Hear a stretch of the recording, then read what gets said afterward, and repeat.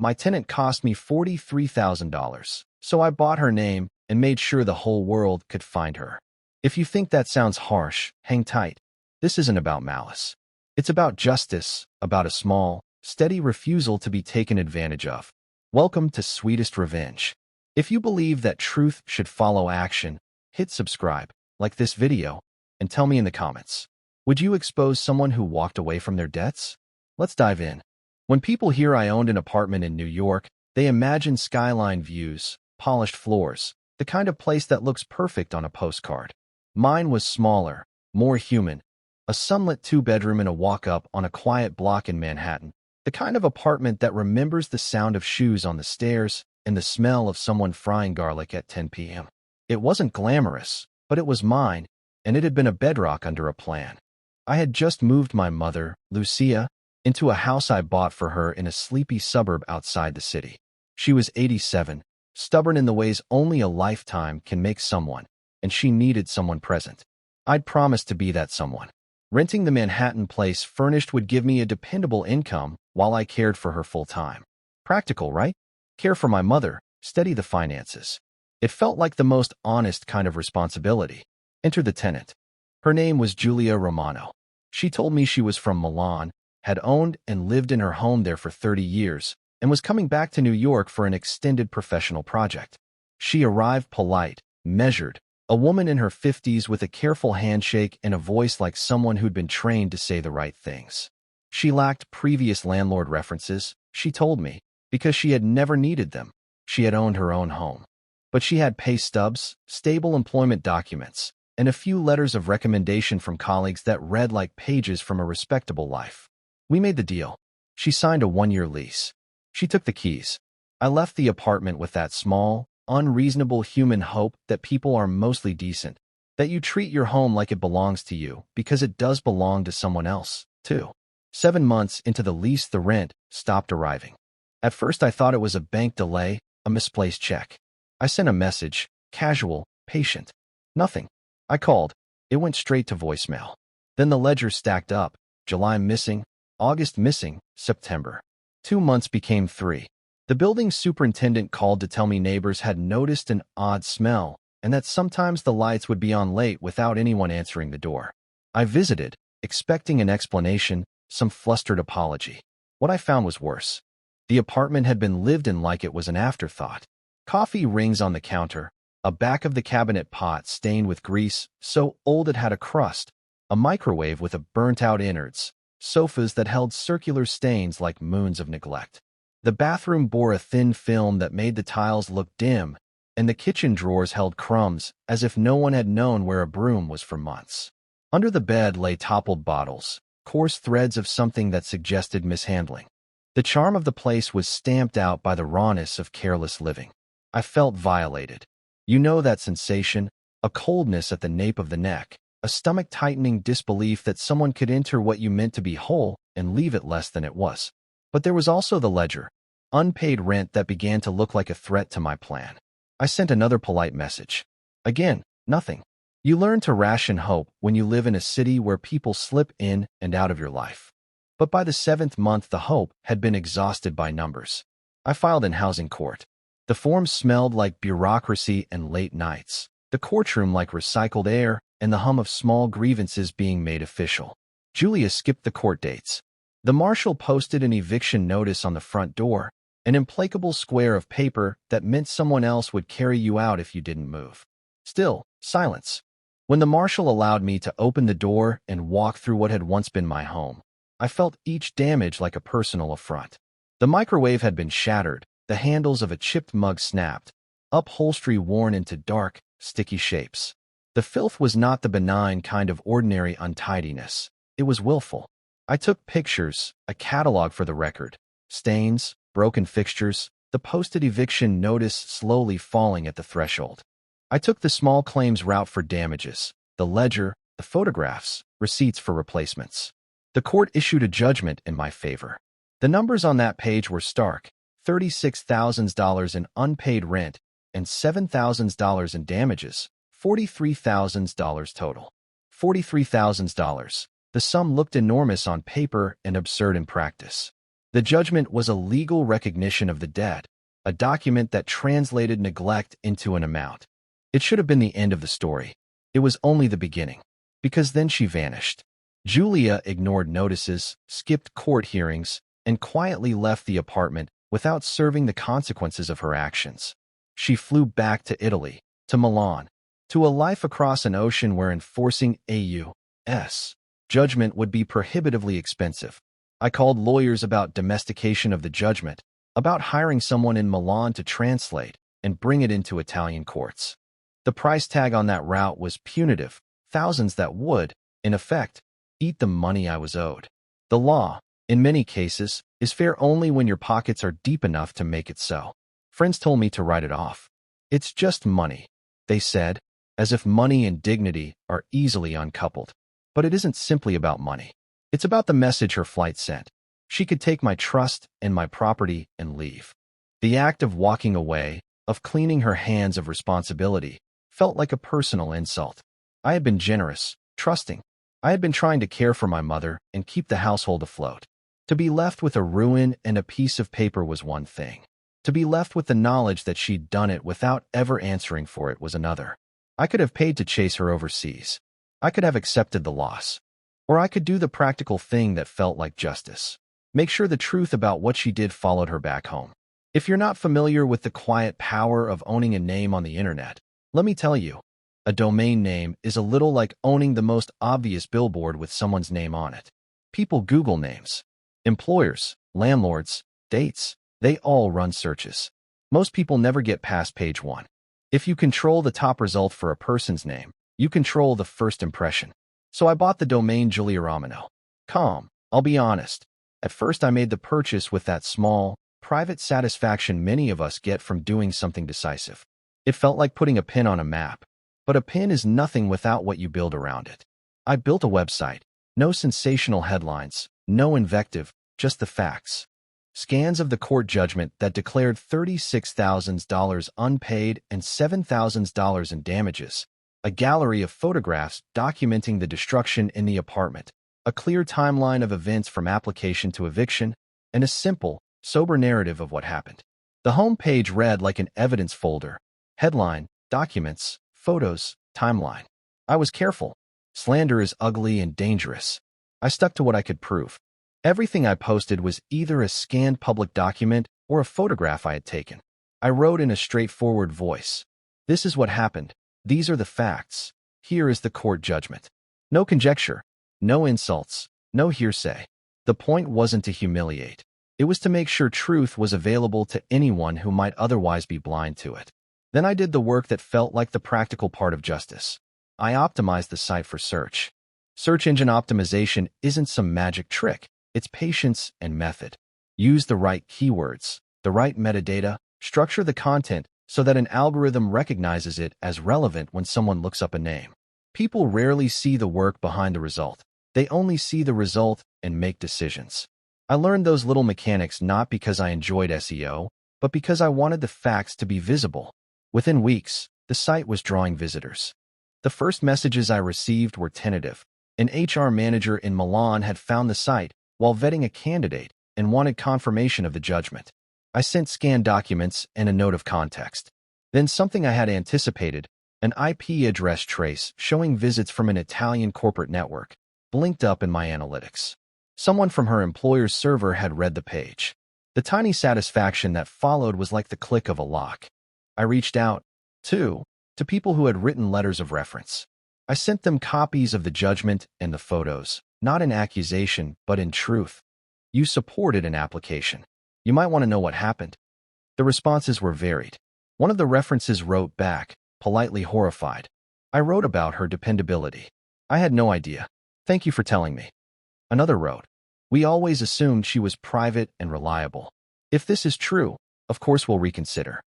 The site began to do the thing I'd hoped. It became a lantern in a fog.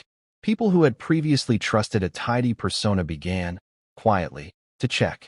A forum thread popped up among landlord circles in Brooklyn. Someone shared the link and wrote, heads up. A recruiter in Milan wrote privately to say he'd passed the info along to HR. A woman from a local book club messaged me.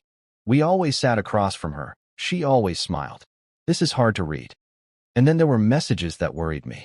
I received a handful of angry emails accusing me of harassment, of ruinous behavior. I saved them and set them aside. The law can be an uneven instrument. Internet exposure can look like revenge rather than justice, depending on which side of the ledger you stand. I slept on those complaints and kept returning to the same rule: only facts. As long as I did not invent, embellish, or lie, I felt I was on ethical ground. The site was not a vendetta, I told myself. It was a public record where the legal judgment and the photos could be seen by anyone who needed to know. The financial cost of maintaining the site was small but steady. Hosting fees, occasional legal guidance, and a little time answering messages from concerned visitors. It wasn't insignificant.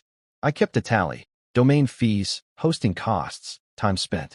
I considered it an investment in a type of restitution. She had walked away with $36,000 of unpaid rent and caused $7,000 in damages, $43,000. If earning that back through courts in Italy would have cost more than the debt, then making the debt visible was a different kind of accountability. There were nights I doubted myself. I would lie awake in the small house where my mother slept down the hall and think about Giulia's life in Milan, a tidy apartment, her circle of acquaintances, a life I'd only met through applications and polite conversation. Was I right to put her name online? Would it ruin someone who could be better tomorrow? The doubts were real and at times sharp enough to make me close the laptop and walk to the kitchen, get tea, and breathe. But then the messages that mattered arrived. A woman from a design firm in Rome wrote to say she'd pulled up the site after finding Giulia's name on correspondence and had decided not to hire her. A property manager in Milan responded, "We appreciated the transparency." A quiet voice from a bridge club in Giulia's neighborhood wrote, "We'll be sharing this with the members." The ripples were small, humane, and consequential. Unable to hide, she began to move through a world where the truth was visible. My actions were precise and measured. I did not defame. I did not invent. I did not celebrate pain. I presented the legal judgment and photographs, and I left the moral judgment to anyone who wanted to make it. The satisfaction that followed was not a dramatic exultation, but a steady easing of pressure inside my chest. The kind that comes when you stop replaying what happened and instead take action. Still, revenge is rarely clean. There were costs to me. Time I could have used for other things, the psychic burden of holding both anger and restraint, and the occasional nasty message from people who thought I'd gone too far. I kept everything in files. I noted responses.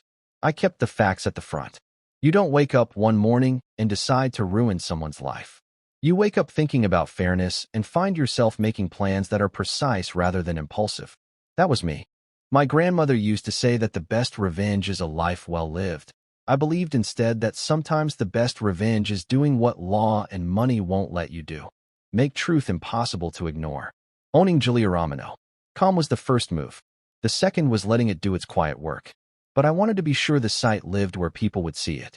I hired a small SEO consultant, only for a handful of hours, to set up metadata, canonical tags, and a Google business-style presence for the site. That way, when someone Googled Giulia Romano, which is not an uncommon name in Italy but was the unique name she used with me, the website we'd built would appear in the top results. It was technical, not poetic, a calculated investment to ensure visibility. I also reached out to leads I collected. There were, by this point, messages from people who recognized her at conferences in Europe, a blurry photograph from a book club newsletter, and a LinkedIn profile with a terse, professional history. I cross-referenced those pieces and created a timeline on the site: application, tenancy, missed payments, eviction, judgment, departure to Italy.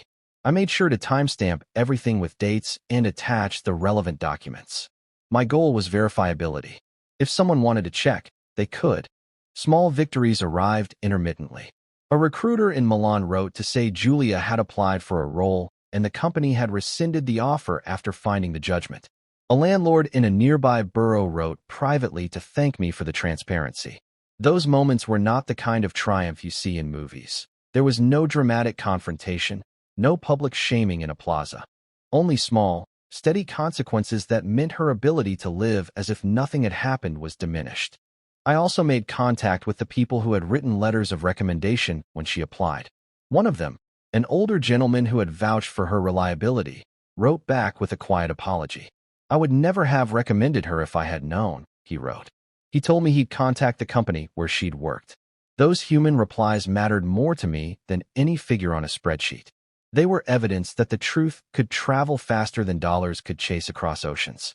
Throughout this planning phase, I had to keep my mother's needs front and center. Caring for Lucia was, and remains, a full-time emotional and practical commitment.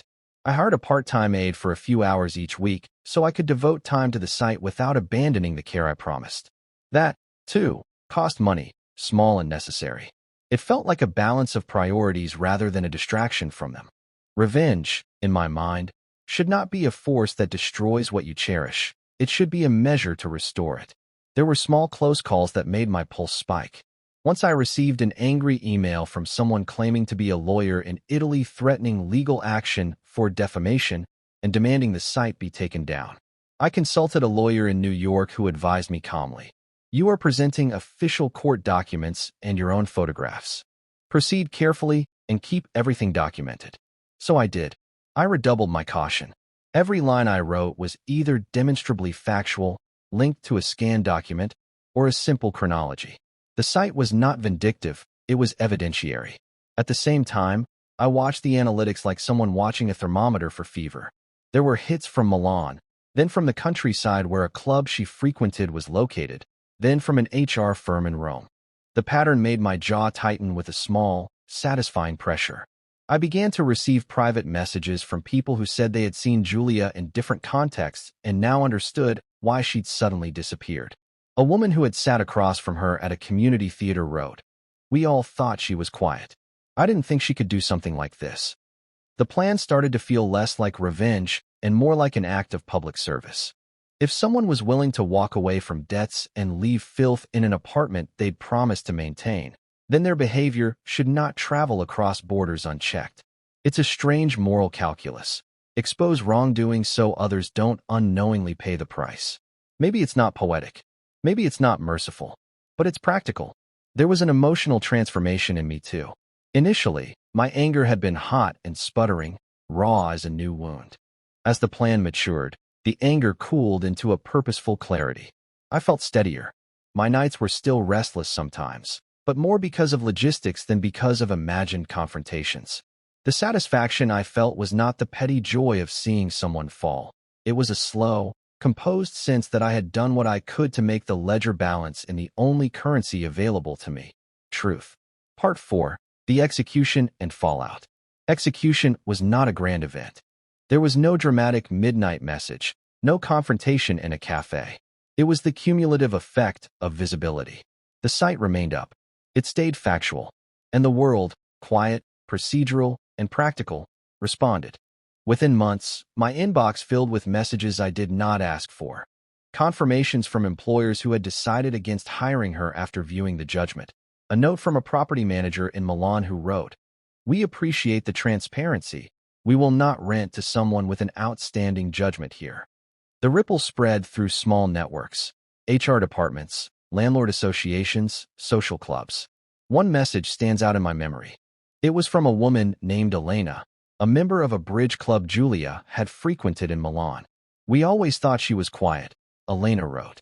"I brought the printout to our next meeting and we discussed it.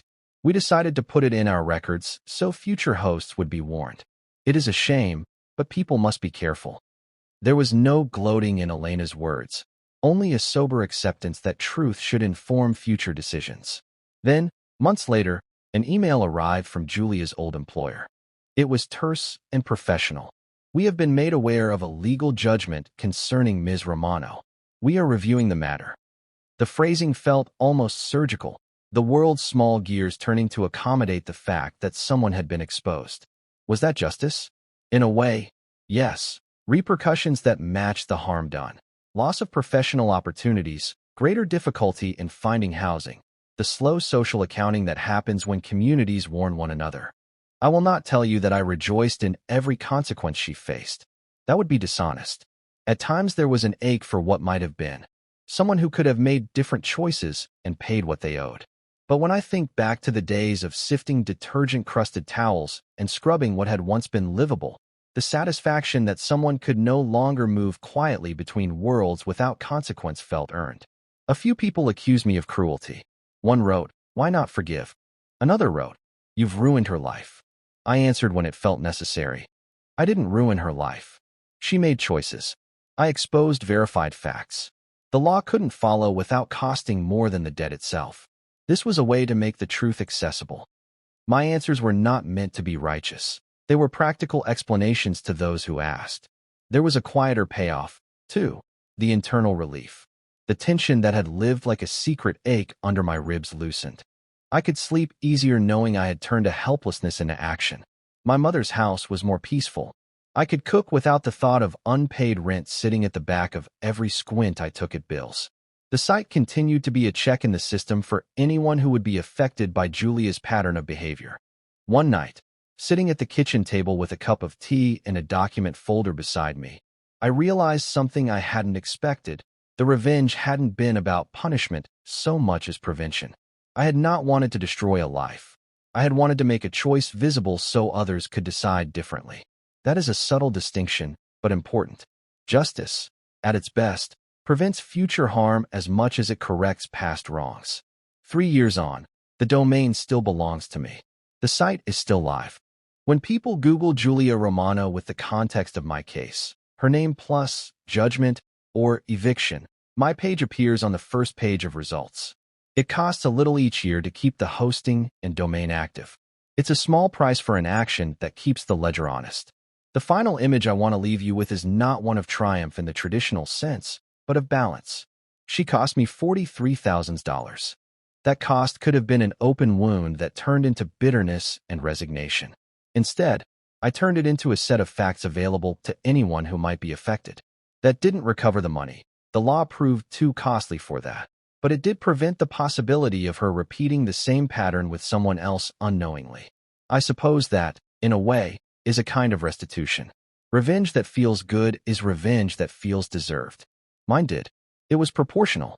It involved no violence, no lies, no public spectacle. Only truth made visible and consequences allowed to follow. If you'd asked me at the beginning whether I would purchase a domain and plant a lantern on someone's name, I might have hesitated. But when the system that should have protected me was too expensive to mobilize, I did what I could. I made a record. If this story resonated with you, the satisfaction of quiet accountability, hit subscribe to Sweetest Revenge, like the video, and tell me in the comments, what would you have done? Share the most satisfying act of poetic justice you've seen. If you've been wronged and turned that wrong into something that protected others, I want to hear it. And if you've ever had to choose between costly legal routes and clever, ethical alternatives, tell us how you decided. Thanks for listening. Remember, sometimes justice isn't loud. It's simply persistent, factual, and impossible to ignore.